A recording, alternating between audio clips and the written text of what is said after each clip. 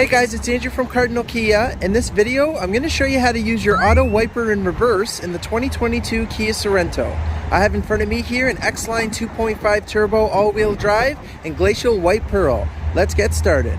Okay, so to start us off, we are going to head into the instrument panel, and we're going to use the buttons on the right side of the steering wheel here to navigate through. So as I go sideways through the menu, we're going to head into the user settings. Going to go down into convenience.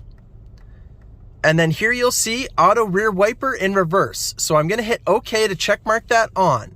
What that's going to do is I'm going to turn on the front wipers now, put it on the low setting so they keep moving. And you'll notice I have not turned on the rear wiper yet. So the rear wiper is not on. If I were to go and put the vehicle into reverse, you're going to see it's going to start wiping the rear window for you.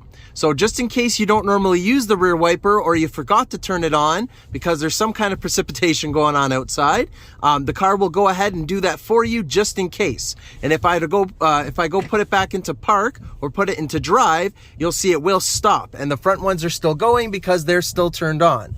And if you do not want the rear wiper to do that, you just make sure that that feature is unchecked.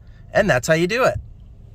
As always, thank you very much for watching, guys. Please make sure you hit that like button if you're enjoying this video, and please make sure that you subscribe and select the notification bell so you stay up to date with all of our videos.